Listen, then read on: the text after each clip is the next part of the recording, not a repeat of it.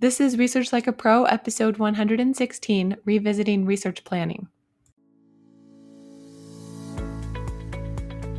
Welcome to Research Like a Pro, a genealogy podcast about taking your research to the next level, hosted by Nicole Dyer and Diana Elder, accredited genealogy professional.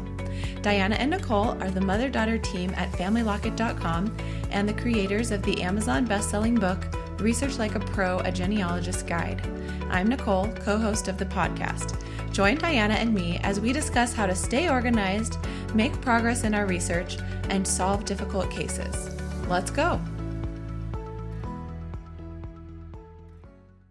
Hello, everyone. Welcome to Research Like a Pro. I'm Nicole Dyer, co-host of the podcast, and I'm here with my mother, accredited genealogist Diana Elder. Hello, Mom. How are you? I'm doing well today. Thank you. And I'm enjoying some beautiful weather here in Utah. We're finally getting that nice, mild, sunny weather that September often offers us. So I'm trying to get outside and enjoy my flowers and things before it freezes, because that's coming. Yeah. You guys have to worry about that so soon, but we don't usually have freezing weather here in Arizona until January or February. But I'm excited because we started our hybrid learning, and so my children went back to school yesterday, and they're very happy to be back in the classroom. That's great. I think that this is so interesting, this whole situation with the children having to be home from school for so long, that all of my friends that have children in school are saying the exact same thing. They are so happy to be back. So I guess that's a silver lining that's come out of this whole situation, that we appreciate things that we just took for granted before. That's true. What have you been working on? Well, I just did a quick little project over the weekend that was for a client. And this client had a little family mystery that was interesting. And it was fun because it was pretty easy to solve. It's 20th century research and there were a lot of records. But the client's ancestor had, upon his death, the family found a birth certificate that had a different surname than the one he'd gone his entire life and that he'd always been known by.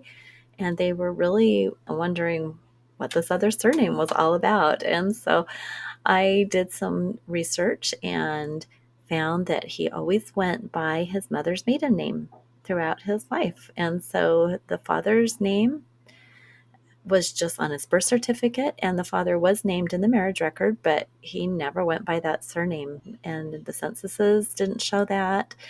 So anyway, it was fun just to solve that really quickly and write up a fast little report and send the client the answer to her question. You know, sometimes these projects are not as easily solved, but that one was nice and easy and fast, and it was fun. Oh, that's a good story. Sometimes we get confused by name changes and think that there's something odd going on, but often it's just a simple reason that they were living with a certain family member and they just decided to start going by that name. I read an article in the NGSQ about that, and there was a whole proof argument showing how this child had gone by his mother's surname for a lot of his life, but also was known by his father's surname. So it was a really interesting case. Yeah, I think that can really confuse us. And sometimes we can think that there's something that they're trying to hide by the situation. But I think sometimes it was just easier if you're living in a family and everybody has that surname for you to start using that surname. Mm-hmm. Yeah, and we see that a lot with stepchildren who their mother gets remarried and the mother's name is now changed. And so then often on the censuses, the children will be listed with their stepfather's surname just because that's how the census taker wrote it down. Right. And that was one of our challenges when we first started doing family history. And I remember that was one of the records you figured out, one of the census records where our ancestor was going by the stepfather's name. And that's why we could never find her. So that was fun. That was a fun moment. I do remember that. I was about 16 years old. You were, and you came running out to tell me about it. I was out in the garden. It was great. Well, I've been working on editing my proof argument that I wrote for ProGen. And as I was rereading it, I realized that I never cited anything about the father's probate or will or land records in the last place that he moved to when he was older. And so I wondered why I hadn't done that. And I went back and I researched and looked for those records. And I realized that that county had burned. And so it's a really interesting case now that I think about it, because he moved from one county that had burned, Hawkins County, Tennessee, to another county that had burned, which was in Washington County, Arkansas. So it really was a case of a lot of missing records, and we had to use DNA to piece everything together. And the DNA was very useful. So I'm excited to share that when it's done. Oh, that's a great example of why you have to use DNA sometimes for these projects, with two burned counties, no less. Yep. All right. The listener spotlight today is from a listener named DT. And this was a comment on YouTube on our episode RLP number 12 about productivity. And the review says, writing down your next day's steps after your current research sounds like a great way to dump your brain so that you aren't fixated on still working or remembering the research you did. I think it would be helpful to have less to remember and more brain power to concentrate with. Thanks. And I love that comment because it reminds me how useful it is to get all of your thoughts out on paper or on your to-do list or wherever it is that you're getting everything out. And a lot of the time when we finish a research session of genealogy, we're getting out all those thoughts into our notes and our research log. And it's so important that we do that so that we can use our brain power to think about the next steps and not be focused on trying to remember the analysis that we just did. Yes, it is so important to write things down somewhere. I was just thinking as you read that I love my little research notebook that I have right on my desk, because every day I write 3 or 4 things that I really need to get done that day. And then, of course, if they don't, they get shifted to the next day.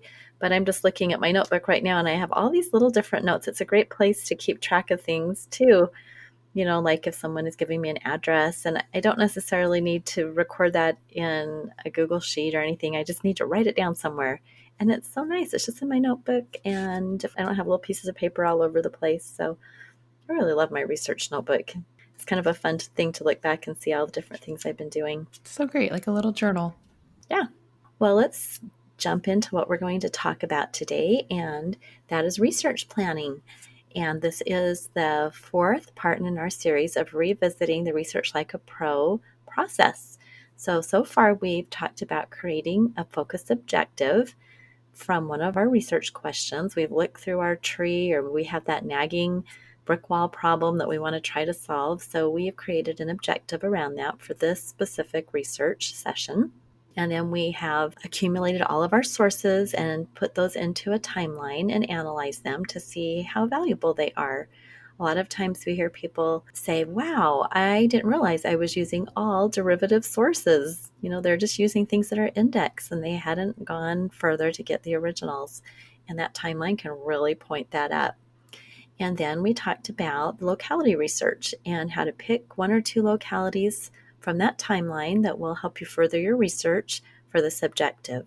And then to go out and grab some helps from wherever you can, to Family Search Wiki or other websites that have helps for your specific locality, so you can learn about the records, you can learn about the history, the geography, the laws. Give yourself a foundation in that location so that you know what you've been missing and what you need to start working with, kind of things that you haven't used in your research.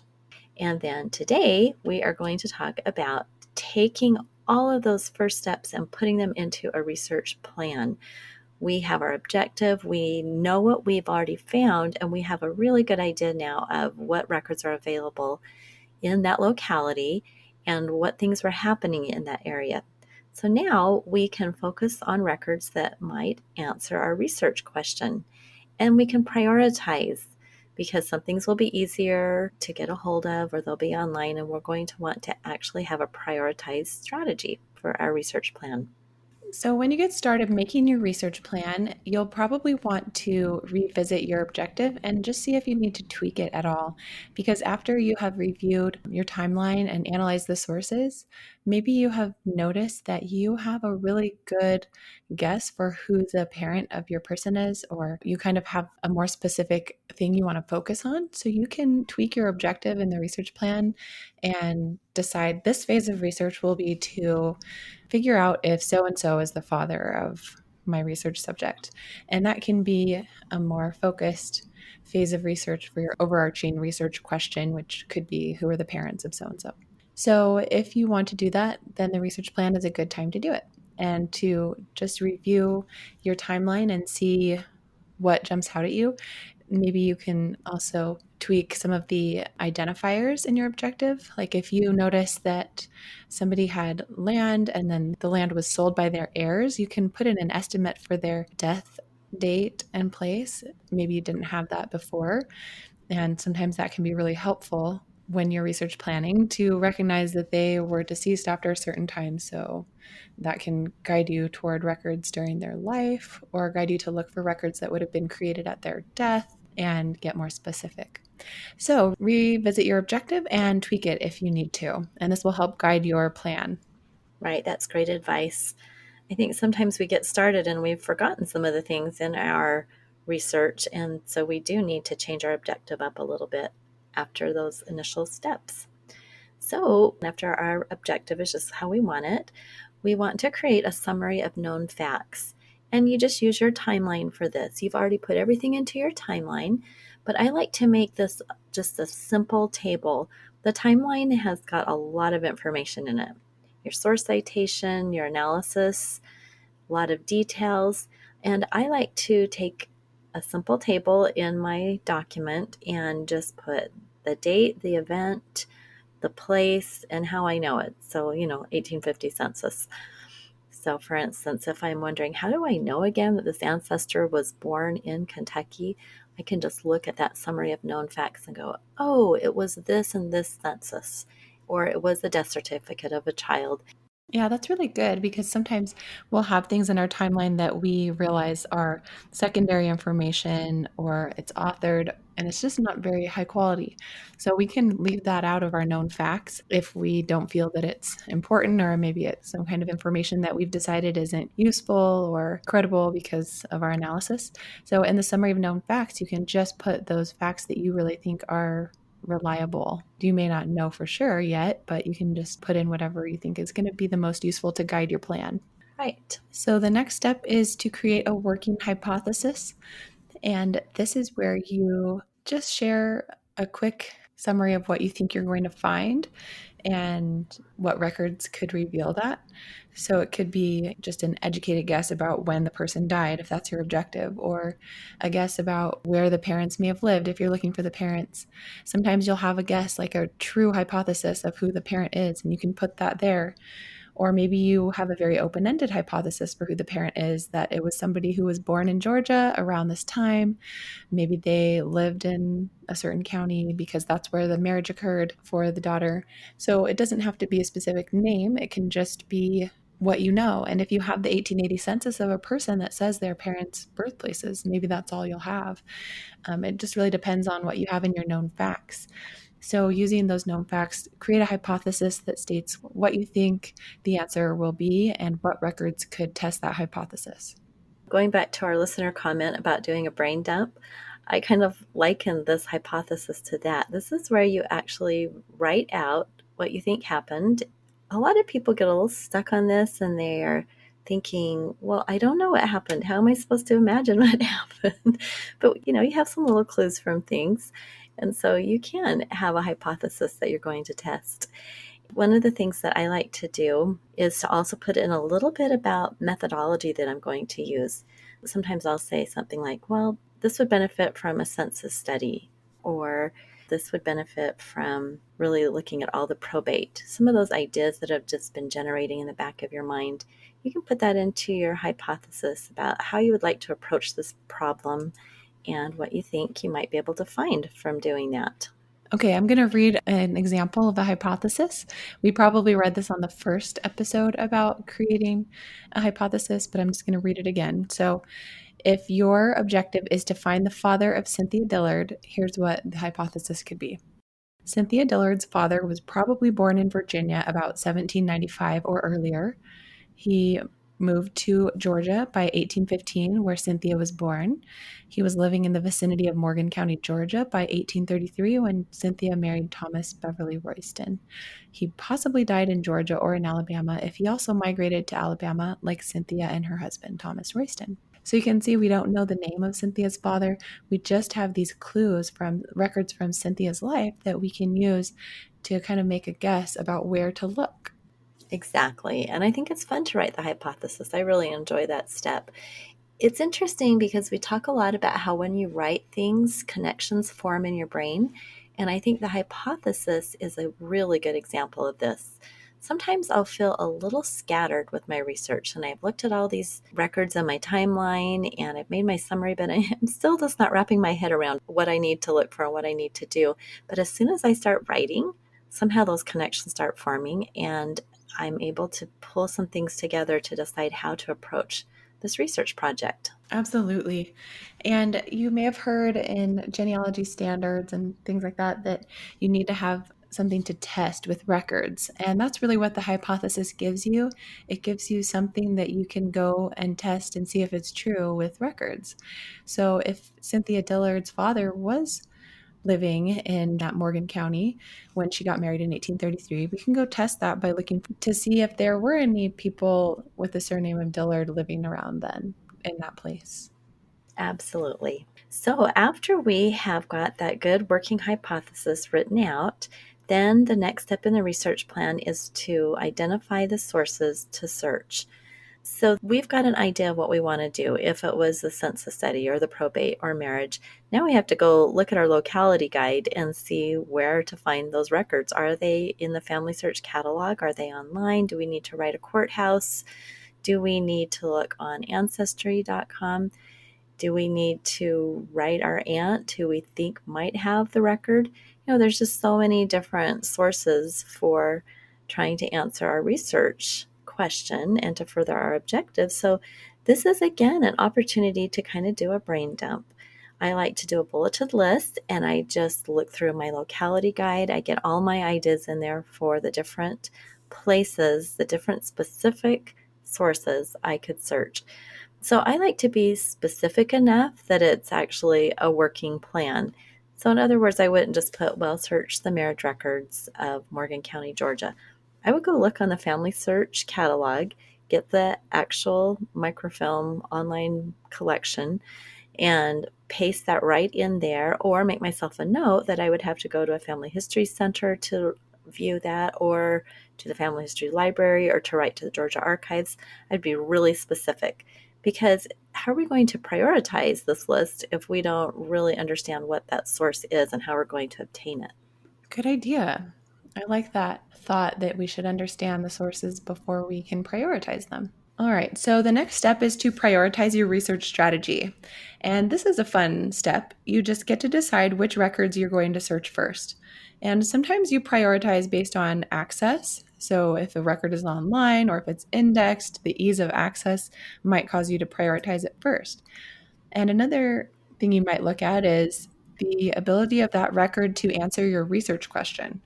So if there's a record set that's most likely going to answer your question, you're going to want to put that higher up on your list because you could spend a lot of time researching in other collections that are easy. But if the one thing you need to do is just search in this probate collection that's only available on microfilm somewhere, then maybe you need to just focus on that and get that one thing done before you do anything else. Because if that contains the answer to your objective, then you will have saved yourself a lot of time.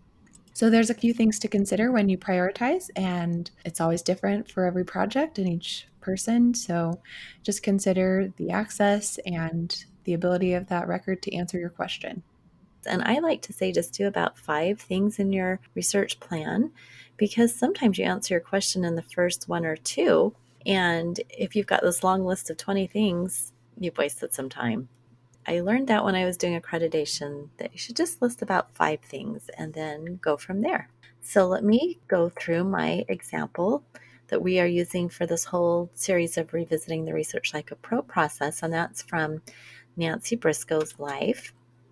My objective was to learn more about her early life. I didn't know much about her when she was living in Arkansas, kind of on the border of Arkansas and Missouri. Knew a lot more about the family once they moved out to Texas and then up into Indian Territory, and that became Oklahoma. But I wanted to know more about what was going on with her. So I created this hypothesis. Nancy E. Briscoe experienced the Civil War as a young woman growing up on the border of Arkansas and Missouri. The devastation of war precipitated the move of Nancy and her Confederate veteran husband, Richard Frazier, to Texas by 1870 and shaped the remainder of her life. So I didn't really know for sure, what it would have been like for her in the Civil War, but I knew the Civil War was happening and I knew it was taking place in that area. So I just made a hypothesis that this played an important part in her life, and I wanted to learn more about that. Now, in looking for identified sources, this is a little bit different type of an objective. I'm not looking for a father or a spouse, so I'm not looking for some of the records that we typically might use. But what I instead wanted to focus on were county histories to learn specifics about the history right there where she was living. And then I also wanted to learn just a little bit more detail about when the family moved back and forth, because I had her being born in different states, and I realized they were on the border for my locality research, but I wanted to get a little bit better idea of perhaps when they moved. So I wanted to look at some tax records. And I was pretty sure that I had already searched all the marriage records I could back when we first started, because she is a direct line ancestor, but I had not kept track of those in a research log. And so I put that in my research ideas as well, that I could go check out marriage records for her. And often you'll find this, that you think you've maybe searched something, but if you have no record of it, it's great to put it in your research plan, because once you do that and it's in your research log and it's written up in your report, you don't need to do that search again. That can really save you time down the road. And then once I had this list of sources of things that I could look at and specifics, what books I could look in and what collections, then I prioritized everything. And I decided to do those county histories very first, because those books were both digitized and I knew I could look at those really easily. Another thing that I had wanted to do was to look for a census conundrum. I had a person show up in one of the censuses and I wasn't sure who they were, and I decided I wanted to put that in my research plan to see if I could quickly figure them out. I put in as number 3 to view maps of the area, to go really local with the maps. And I wanted to research the Civil War companies and battles, because Nancy mentioned specific companies and things that happened in the Civil War for her husband, and they were right there in her pension application. So I wanted to research them and see if that panned out. Did she have a good memory? Is she remembering this correctly? Were these things actually taking place somewhere that makes sense? That ended up being really only 4 items for my research plan. But I loved having it really specific, so I could just go through them one by one and do the research and enter it into my log. Fantastic. That's such a good research strategy. I like this plan because it's a little bit unique. You're really trying to understand some of the historical and geographic context. So it really makes sense that you're going to focus on those county histories and some of those maps and things. Well, I was just trying to think of some of the common questions that we get, because we're trying to answer those in this series. And I think maybe one of those things is, and I already mentioned it, is how much should I put in this, Mhm. and how exactly do I put this together? So any thoughts on that? Yeah. We mentioned before it's a good idea to keep it simple. And part of the reason of that is that you may find the answer in your first or second step. So if you've gone and made a very long and detailed research plan, that could have been a waste of time if when you do your first or your second search, you find the answer. You may end up wanting to do the rest of the searches anyway if they are applicable to your ancestor, but it's good to just be flexible and also continue making your plan as you go. So if you have 1 or 2 things that you really think are important to check first before you make any more of your plan, then just plan for 2 things. And then when that phase of research is done, you can decide to either write your report or continue on with making more sources to search in your plan. So I think that's a really helpful step to think about, the fact that you don't have to end your research as soon as you finish everything in your plan. If you want to keep planning more sources to search, you can. Sometimes this happens if you have negative searches for your first few sources and you want to try a few more things that you had brainstormed earlier. It's okay for your plan to be flexible. And if you do that, it doesn't mean that you're chasing a rabbit hole. It just means that you are being flexible and you are thinking about what you learned from the first few steps you took. I like that philosophy. And you really have to be thinking about your project and the fact that you do want to write this up. So you want to have a stopping point sometime, and that can be kind of tricky with these negative searches because you are going to be putting that into your report, and you don't want to go on and on and on searching for things, because then when you go to write it up, that might seem kind of overwhelming. So you might be just sort of tired after you've done your 5 or 6, or maybe it's turned out to be 7 searches, and maybe it is time to stop and start writing if you haven't already started writing things up. And every project will be a little bit different. So don't be too rigid in how you have to do this. Use the basic structure of research planning, but then fit it to whatever project you are working on at the time. Mm-hmm. And I'm glad you mentioned that there needs to be a stopping point where you can write your report. I think if we just continue researching until we find the answer, sometimes we get bogged down. And so I wouldn't go too long without writing a report. You're going to forget what you learned in your research. So if you've been working on it, every other day for a week or two, you'll probably have a natural stopping point where you're going to have something new come up. You're starting a new class, you're going somewhere, you don't have much time to work on it anymore. It's a good idea to write your report before that happens. It's so that you can get out from your brain everything that you learned during this phase of research. So it's good to have those defined phases. It really is. And I say a lot in the book, consider yourself your own client. And for my client work, I've only been hired to do 10 or 20 hours. I haven't been hired to research indefinitely. And we can use that same philosophy for our own research. I'm going to just do this as a 10-hour project. And so when you come to the end of that research plan, write it up. And the fun thing is that if you didn't get to some of the things, you can put those in future research suggestions. We always have ideas of what to do next. And that's the beauty of having that section, the future research that will go into the report. So let's say you are having that situation where you're going on a trip and you only got 2 things researched, but you found a lot of good stuff. Put numbers 3, 4, and 5 in your future research and just write up what you found in numbers 1 and 2. So there's a lot of ways to look at this, and a lot of ways to use research planning to help you become a much better researcher. So I hope everybody will go try doing a plan. If you have never done it, try the process, try it out, and then let us know how it worked for you. All right, everyone, have a great week, and we'll talk to you next week. Bye-bye. Bye-bye. Thank you for listening. We hope that something you heard today will help you make progress in your research. If you want to learn more, purchase our book, Research Like a Pro, a Genealogist Guide, on Amazon.com and other booksellers.